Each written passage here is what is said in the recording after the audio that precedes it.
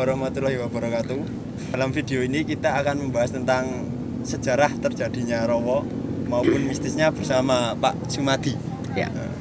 Konon katanya Rowo ini pemukiman. Ya. Itu Benar. gimana Pak ceritanya Pak? Benar Mas. Jadi Rowo ini disebut Rowo Jombor, bukan Rowo Kerakitan tuh kelurahan, Bayat tuh kecamatan.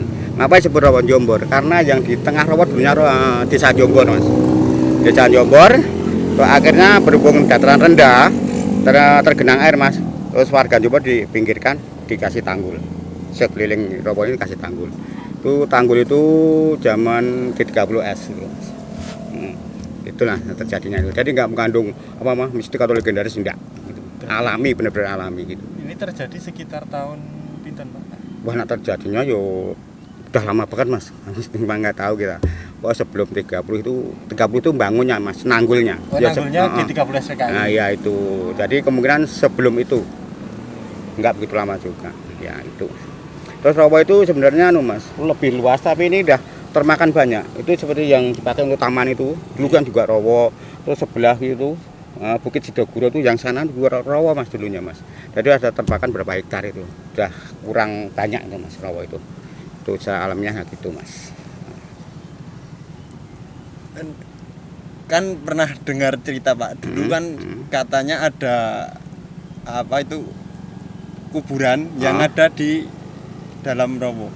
Ya. Itu gimana Pak? Memang benar Mas, ada Mas. Tapi itu kuburan itu juga hak orang-orang Jombor juga Mas. Soalnya itu dulu kan desa Mas, ada kuburan, ada makam dan lain sebagainya memang ada Mas. Itu pada saat kering kelihatan Mas. Itu kelihatan. Itu sebelah barat sana Mas. Sebelah barat. Barat itu Pintu Mas. masuk ke sana ya Pak? Enggak. Itu Mas sebelah desa Jombor juga. Sebelah utara desa Jombor Pas. Itu memang banyak sumur, banyak batu nisan yang kelihatan pada saat air surut. Gitu. Pak, dulunya Rowo Jombor itu seperti apa Pak? Kok sekarang menjadi wisatawan dari orang Klaten dan sekitarnya? Dulunya Rowo Jombor itu Mas, airnya jernih ya Mas. Terus tanggulnya itu masih berlumpur Mas. Tapi ikan di dalam Rowo Jombor aja kelihatan. Sekarang polusi airnya jadi begini Mas. Dulu itu kita nyelam aja kelihatan. Itu ganggang terus trate merah, putih, pink ada semua Mas. Ini rusak oleh alam Mas. Jelas sudah rusak oleh alam. Itu. Karena banyaknya Pak, campur tangan manusia juga enggak? Ya, polusi itu Mas, polusi. Tapi yo ada yang bilang bahwa ini dari apung, dari apa, tapi enggak juga Mas. Soalnya Rowo Jombor ini kan ada sungai yang masuk 3 Mas.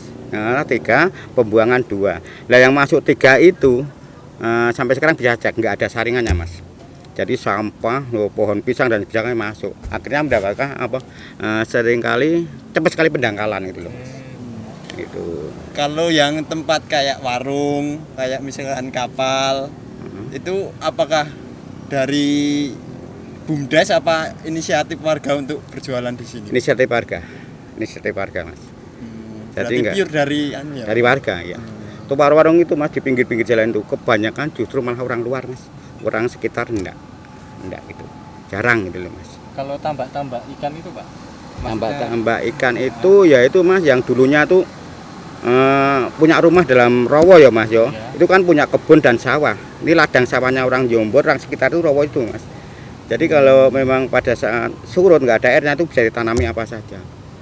Jadi ya nggak aneh ya Mas kalau sumurnya banyak sekali. Soalnya sumur itu nggak sumur alami juga, nggak buatan manusia untuk mengairi timun dan lain sebagainya itu tanamannya itu loh Mas.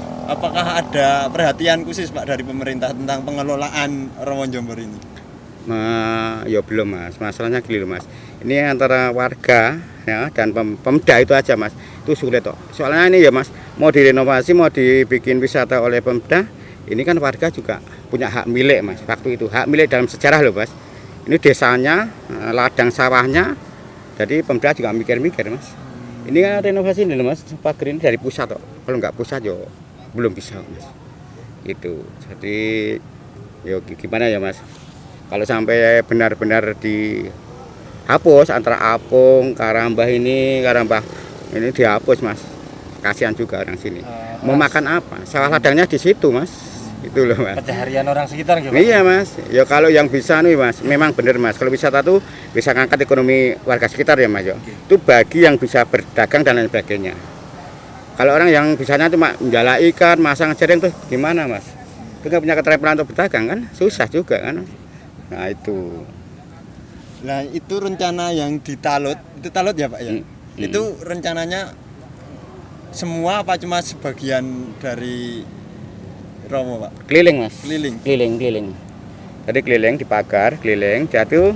Ini mas, kalau saya pikir-pikir itu ada apa mas? Benarnya juga orang-orang tua bilang bahwa apa mas Rawon Jombor itu kerajaan goib. Nah mas itu sudah sampai situ ya mas ya, kerajaan goib. Kerajaan goib itu loh mas, sekarang sudah terlihat dalam arti pripun mas? Tempat yang luas, lebar, di beteng keliling selain keraton tidak ada mas. Itu kata-kata orang dulu mungkin itu hanya sanepan atau apa ya mas, kiasan gitu loh mas. Nah, terus itu loh, kakek saya sendiri pernah tenggelam di Rowo itu 3 hari 3 malam mas, tapi nggak meninggal dan bisa hidup lagi beberapa tahun. Banyak cerita pada saya bahwa di sini tuh banyak rumah-rumah joglo, banyak apa mas, banyak pasar dan sebagainya, seperti kota besar itu secara goibnya. Di kota-kota zaman dulu. Iya mas, ya benar. Karena pernah diramal oleh Ki Ronggo Warsito bahwa masa yang akan datang menjadi kerajaan itu gimana Pak tanggapannya Pak? Itu bagi saya mas, yang percaya monggo, enggak monggo ya mas yo. Cuma ini ada tanda-tanda juga ya mas, sudah saya katakan tanah yang luas, lokasi yang luas di beteng itu kerajaan. Terus ada juga yang bilang Rawon Jombor itu banyak rumah-rumah joglo. Ternyata di taman itu sudah berapa joglo mas, udah banyak juga tuh mas. Nah itu kan bisa juga karena itu, seperti contohnya besok itu orang itu makan batu dan pasir ya karena sekarang makan batu dan pasir juga. Jadi kalau ramalan yang Ronggo Warsito itu belum pasti A, B, B, jadi kadang sanepan mas. Iya masih tafsir Ya, Pak? sanepan Maksudnya kadang. Cerita yang berkembang niku bahwa dari Gunung Kidul dilihat itu di sini katanya kerajaan ngoten niku pripun Pak? Ya benar mas, itu tidak hanya di Gunung Kidul aja mas, banyak orang lewat sini aja melihat kerajaan, memang benar mas. Kalau orang Gunung Kidul itu tamu saya yang sering main ke rumah saya mas, itu dari sana melihat Rowo ini kota besar macam kerajaan. Akhirnya dia turun sampai ke sini, ternyata sampai ke sini yang dilihat Rowo mas. Itu makanya dari Gunung Kidul itu banyak peternak ya mas, sapi dan sebagainya, banyak merumput di daerah sini. Itu daerah Jawa, daerah sekitar sini. Tapi kalau untuk masuk Rowo nggak berani mas, nggak berani sama sekali untuk ambil sini. Soalnya tahu persis dan sebenarnya Rowo itu gimana, dia melihat dengan mata kepala sendiri. Sampai dari sana turun ke sini, sampai sini ya ke Rowo ini mas. Berarti ini sebenarnya menarik banget untuk dibahas. Cerita yang berkembang di masyarakat sekitar mriki ngoten mawon. Iya. Niku makhluk-makhluk napa mawon Pak sing sering menunjukkan napa anu ngoten. Kalau makhluk atau gaib yang menunjukkan enggak mas. Enggak ada. Enggak mas. Cuma kalau faktanya yang bisa dilihat itu rumah Puan Beringin itu loh mas. Ya. Itu pernah pas hujan lebat, angin besar itu tumbang ke timur mas. Timur siang itu mas. Terus paginya udah berdiri lagi mas. Itu. Terus saya kan ini Pak baca berita juga ada beberapa pemancing yang terus jatuh terus nyawanya tidak ada. Niku apa karena ada faktor apa ngoten Pak kira-kira? Kalau di sini itu ya mas, itu faktor kesombongan mas. Oh nggih. Kalau di sini kalau orangnya tuh nggak sombong, nggak akan terjadi apa-apa. Ya mas, tidak hanya orang luar mas, orang mancing, orang sini aja baru saja mas itu mas, deket banget dari sini 500 meter mas.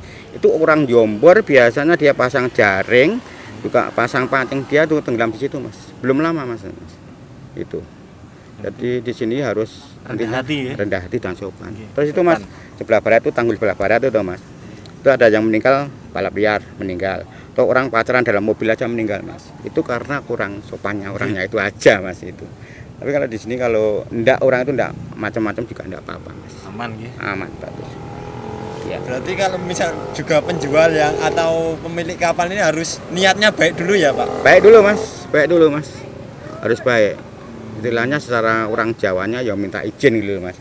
Minta izin. Dan biasanya mas kalau yang punya kapal orang jauh dipegang orang sini mas. Contohnya kapal ini aja orang jauh mas, tapi yang megang kan warung ini mas. Jadi harus orang dekat mas itu. Di sini tuh yang jatuh tidak hanya orang jauh mas, orang dekat pun bisa, orang sekitar pun banyak mas. Tidak hanya 1 2, banyak banget mas. Itu. Terus kalau orang mancing ya mas, dengan tanya orang mancing. Orang mancing kalau di sini itu, kalau bisanya mas, kalau udah dapat banyak ya udah pulang mas. Kalau udah dapat banyak pulang kembali lagi, dia nggak kembali ke rumah. Itu nggak 1-2 orang mas, banyak banget itu terjadi. Karena gitu nafsu bu, iya lagi itu. Nah di area Rowo sini ya tempat yang paling sakral itu di daerah mana Pak? Di barat itu mas, sebelah barat itu mas, Yang dekat Rawa Jombor. Mas. Nggih, dekat Rawa Jombor.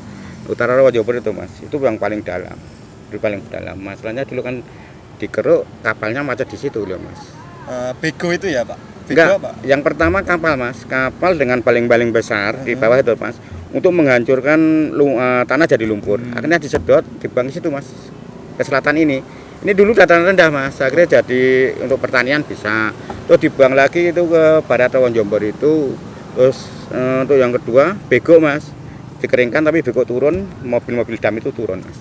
Udah 3 kali ini di normalisasi.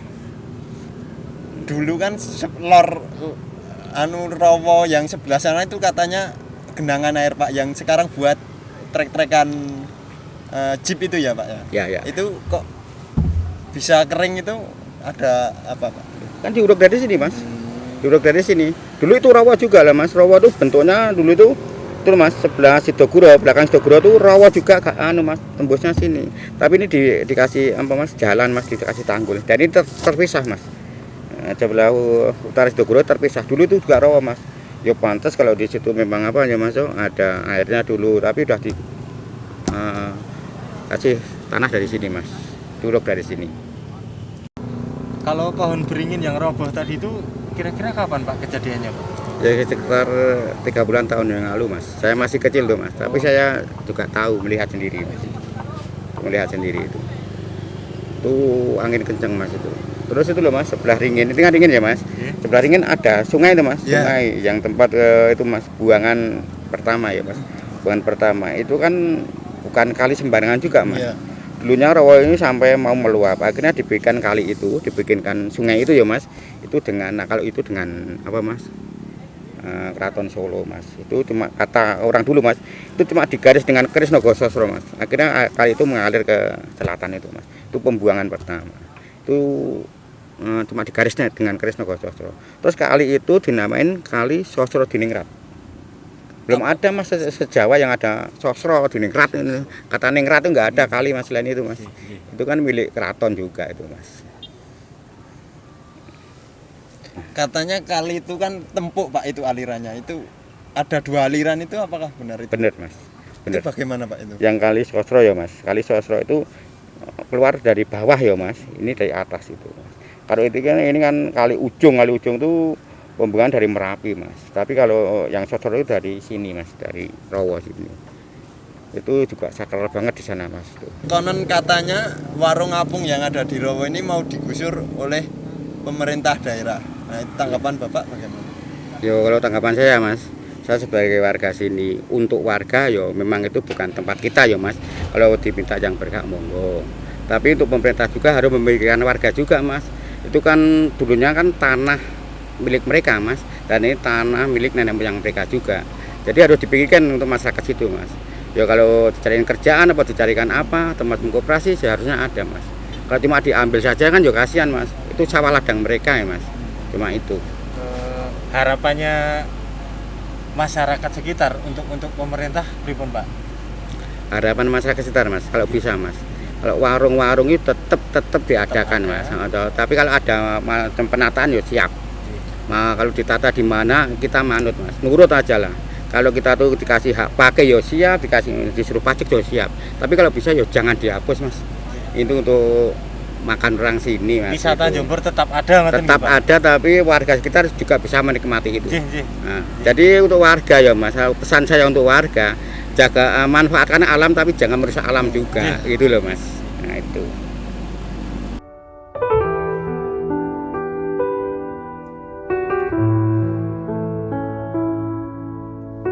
Di Tangan Rowo itu banyak kecelakaan dan nggak masuk akal. Kadang keserempet aja meninggal, kadang keserempet nggak apa-apa, nggak luka